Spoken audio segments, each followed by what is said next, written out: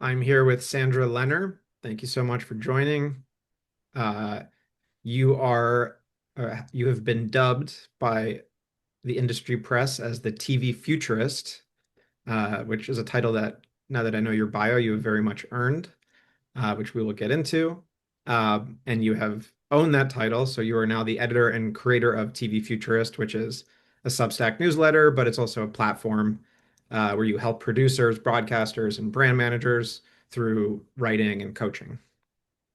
And your topic today is uh, why I left film for marketing and what I didn't expect to learn. And I know we went back and forth on is this too long of a title, but I think we both agree that it's the right title. So I'm going to start the timer and Okay. why this topic. Yeah, thanks for having me, Avi. And yeah, when you contacted me to talk about film, I was thinking I don't have anything to do with film. But then I realized I went to film school, so my origin is in film. And then I was thinking about my story. How did I end up in marketing? And when we talked about the title, I was also considering from cinema to commerce without losing the creative touch. But I felt a bit negative. I don't know why, because it's nothing bad about commerce. But I think to set the scene, so I went to film school in Babelsberg. I don't know if you're familiar with it, but it's right next to Studio Babelsberg, which was founded in 1912 Wow. and considered as the oldest large-scale film studios in the world. So it actually predates Hollywood. And it was very famous for the German expressionist cinema, so Fritz Lang, Metropolis, if you are familiar with that. And this is For one of my favorite example, films. yeah. And yeah, and nowadays it's still a popular filming location. For example, Inglourious Basterds was Yeah. filmed in Studio Babelsberg, and Cloud Atlas and the Grand Budapest Hotel was Yeah. also filmed there.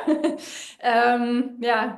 I basically knew most of the supporting actors. They all went to my film school. I think there was a big casting call. Yeah, and that's where I went to film school. And my film school was set up during the former GDR.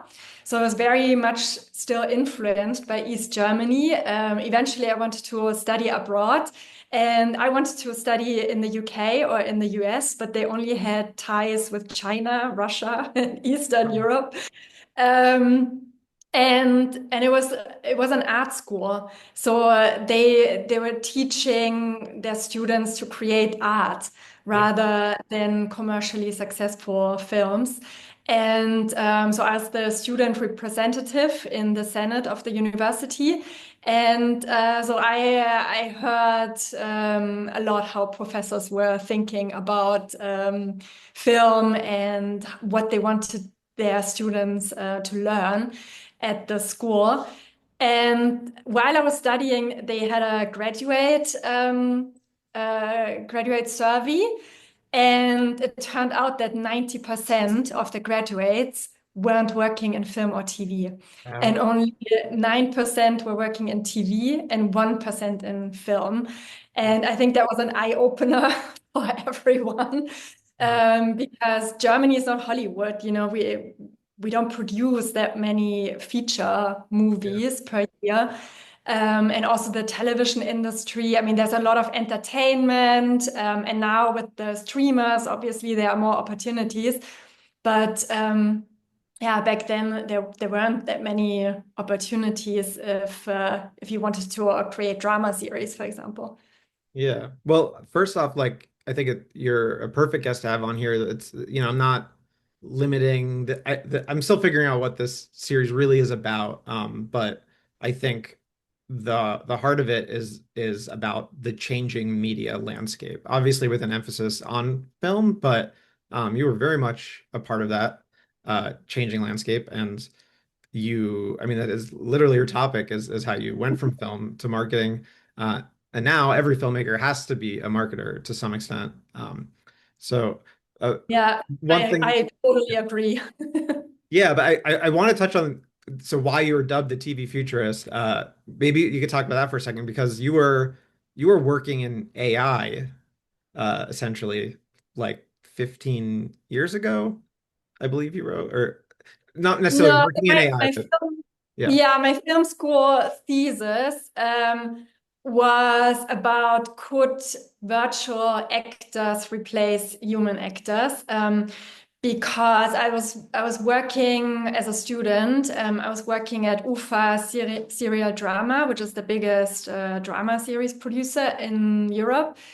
And yeah, and my boss, he was the head of the development team. He was very forward thinking, and he was a gamer. And so there was this game engine called Ex Machina, and he was wondering if we could produce a daily soap in this game engine. And so I wrote my thesis about this, and the conclusion was that the uncanny valley effect is too strong and we don't connect with virtual actors or now AI actors. And I think the technology gets better and better, obviously, but still we are human beings and we know if there's something off, if we're not talking to a real human being. Yes.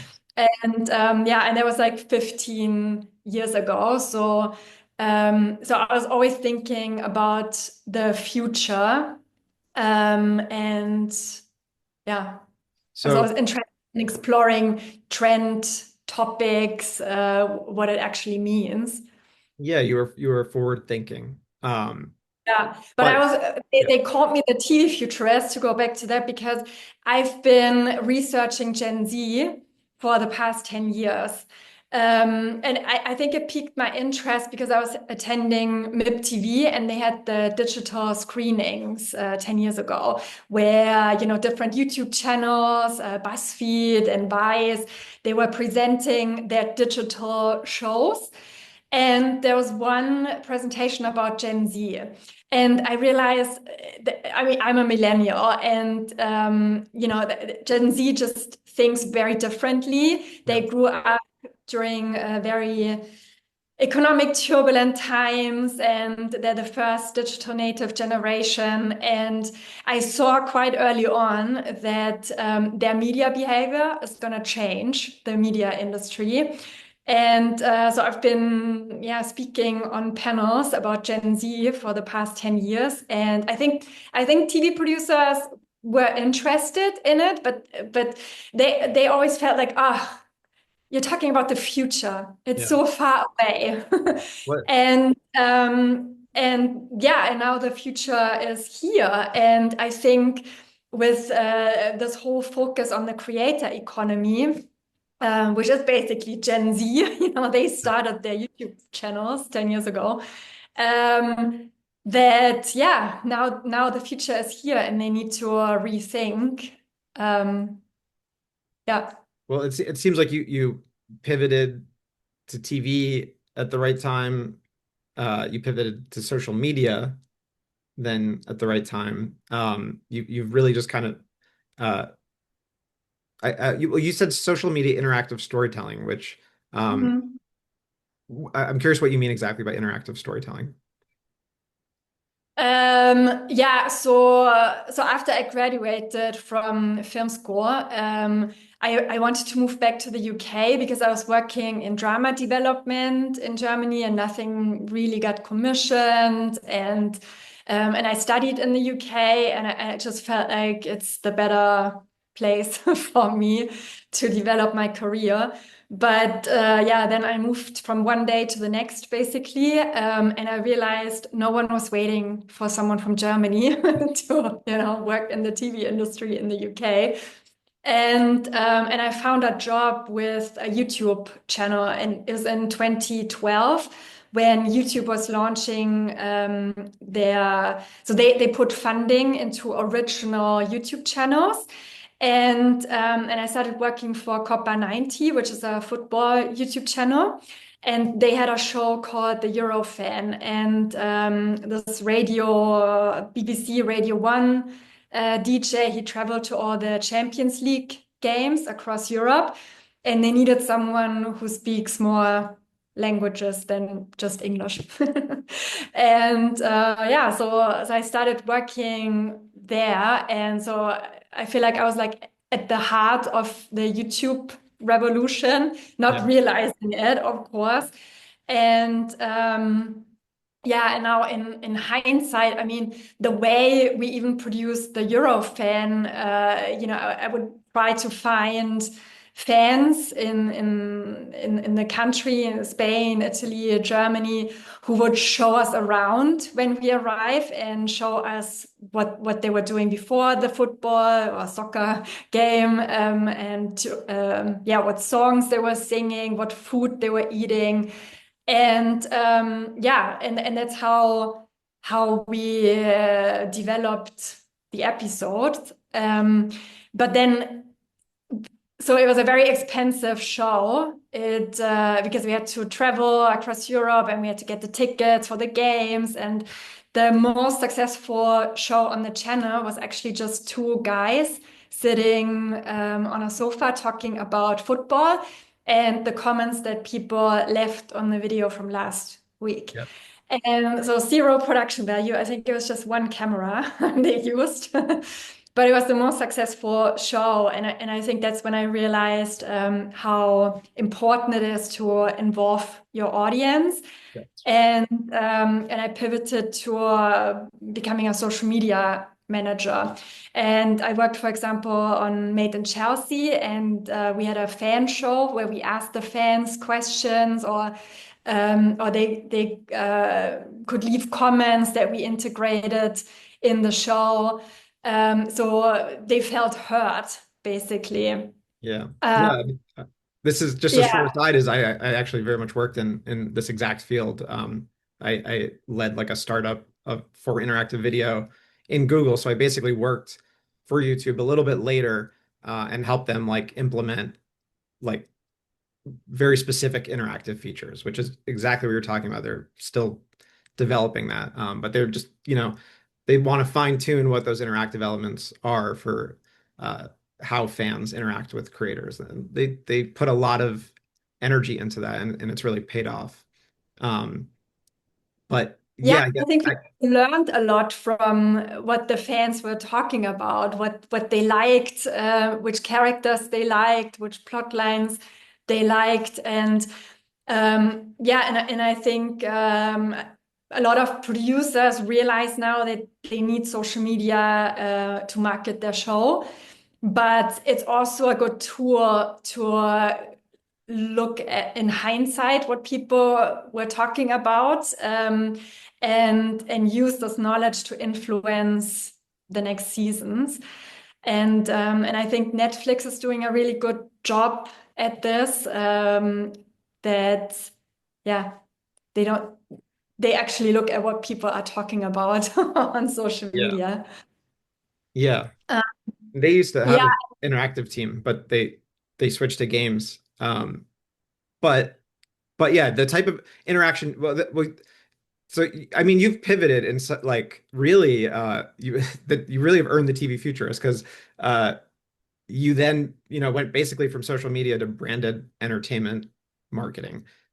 yeah, And so you realized what people are, what now everyone realizes, which is that creators and artists, they need to interact with their fans. Like that, yeah. it's now expected, it's now necessary. Exactly. Um, Yes. yeah, And also to exploit your IP, because what we did with Made in Chelsea, we had the fan show, which was on YouTube, and then we had a concert series live in Chelsea, in the not in the football stadium, but like in a room. yeah, It was part of the football stadium. And I think that's also when it comes to Gen Z, it's very important to have this direct relationship with them and meet them in real life. Because it just deepens the relationship with your brand. And I think a lot of people are just thinking, oh, yeah, they're digital native generation and we just have to be on social media. But it's really important to also meet them in real life. And yeah, and so I got a job offer in Switzerland from the first social television channel in Europe. And so their shows, every show was interactive, and I really liked that. So they had created a community, and they had a tool that they used, so they could insert pictures in the TV show, in the live shows, and comments Wow. of the community. And while we were broadcasting, there was one host that was constantly, chatting with the Yeah. community. And so it was the focus was basically music, and when we had any musical guests, you could ask questions and just be a part of the show. I think they were also ahead of their time. Yeah. um, I wish we would and see more of this in America. sorry. I wish America would do more of this. It really exists almost exclusively on YouTube. But big streamers, they haven't really embraced like live social interactivity. Big streamers. I guess social media like TikTok is different, but um, I Yeah, I think think they were ahead of their time. yeah. Yeah. And yeah, and I did branded entertainment there. Now in hindsight, I'm thinking I knew nothing about marketing because I consider myself, or I considered myself at the time more like a producer, like an interactive producer. And yeah, and then I just created these TV shows and social media campaigns.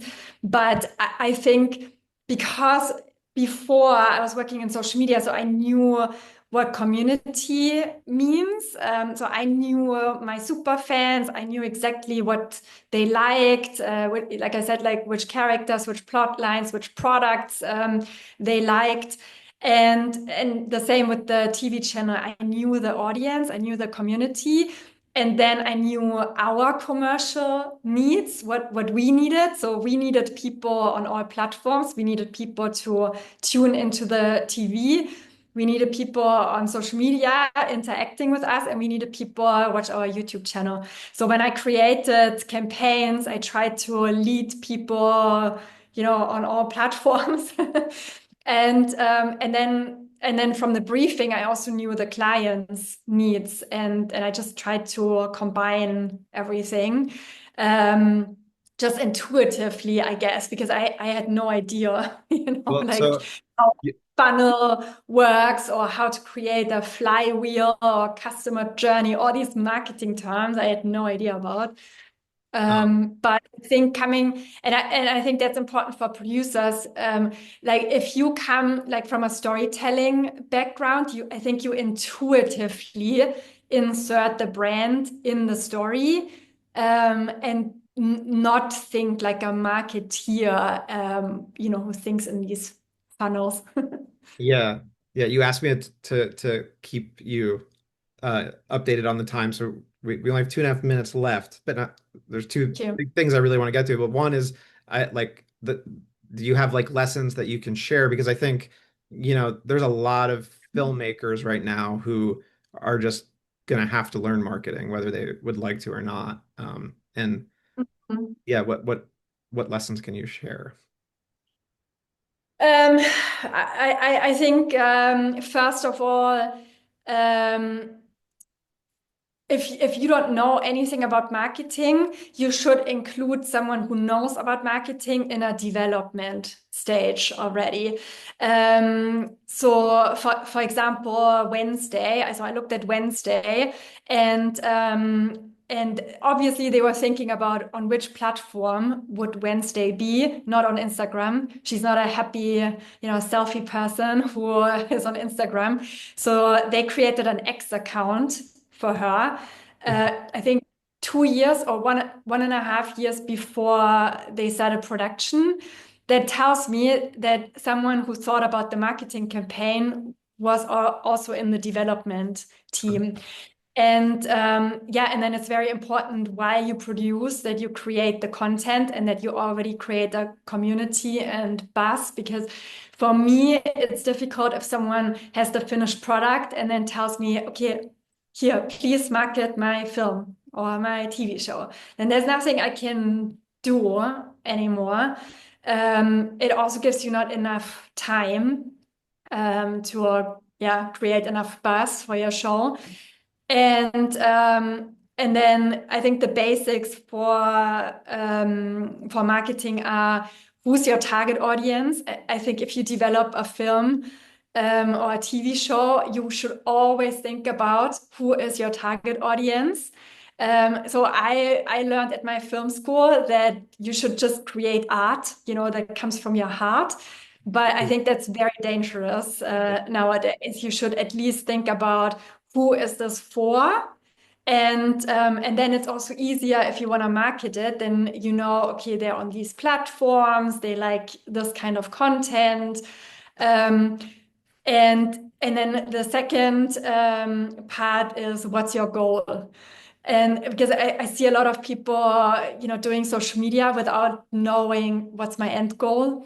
Is my end goal to bring people to the cinema? Is my end goal to create a community about a certain issue that I want to explore in, you know, a series of films or shows? Um, yeah, is my Yeah. goal to make a lot of money? Yeah. Yeah. Sorry. Well, we did hit our 20 minutes, but did you have another note? Well, I wanted to point out just that I think more and more people are embracing the fact that marketing is a creative process, and it's nice to hear, you know, your journey coming from, you know, an art film school, and really not only embracing marketing as creative, but you know, encouraging others to get someone who is thinking creatively for in marketing, like at the beginning of your project, and it makes it a more it makes marketing you know, more embraceable for I think artists, which you know, it's always been a difficult relationship, I think, but I think it's Yeah, getting and like 10 years ago, I wouldn't have called myself, you know, that I work in marketing. So I was part of the interactive peer group at the Emmys, and you know, I felt like I'm part of the interactive storytelling yeah. group. And now in hindsight, I'm also realizing, yeah, a lot of the members they work in marketing, and there's nothing wrong about it because we're as creative. It's as creative as a producer. Um, yeah. One last question, because I told you I wanted to ask you this, and I know you were reluctant because as the TV futurist, I kind of wanted to know what is the future? What do you see? And so if you could want to just end on, like, I know you said events, but I'd like, I think a lot of people would appreciate your like take on what the future is in your eyes. Yeah, I just said events in terms of movies, and this is just the near future. I don't know much about the movie industry to make any predictions. It's just what I've been seeing with, you know, K-pop Demon Hunters, and I myself went to the Taylor Swift concert movie, and everyone came dressed up, and everyone was singing along and dancing. And I feel like if you want to make a big splash when it comes to movies, it has to be an event. But generally speaking, I think the future is very much multi-platform and niches. I think there won't be. I mean, we're seeing it already. There isn't a mainstream anymore. It's more niches. Popping up everywhere, and people with the same passions and interests gathering around. And even in marketing, by the way, the media companies, they're not targeting demographics anymore, so age gender, location. It's more about interests and desires. So it's more about, are you interested in cars rather than, yeah, where do you live or what gender you are. Um, Fascinating. and I think yeah, I think that that's the future, that it's gonna be more niches and more personalized as well. So I wrote a newsletter from the future on Monday from 2035 and I was explaining that I think AI won't take creative jobs away. It will just help us to make stories more personal. And it will probably be that you create a TV show. I mean, that's just from the future, but you will create a TV show or a movie, and that might be adapted to a specific location. So parts of the storylines are being adapted to a specific location or a specific audience or even individual viewers. And yeah, I think that's the future. It's going to be even more fragmented You're than it is already. you were writing about AI 15 years ago and thinking about it 15 years from now, which is quite Yeah. incredible. But I think you're right, and I think it's a good thing because a lot of people fear that AI might replace human creativity, and I don't think that's a real Mm-mm. threat. I think in the end we'll figure out a way to make it a useful tool. It might be threatening at times, but um, anyway, uh, this has been a pleasure. Thank you so much, Sandra. Yes, thank you. If we do another episode, we should talk interactive sometime. Yes. Uh, thanks so much. Thank you.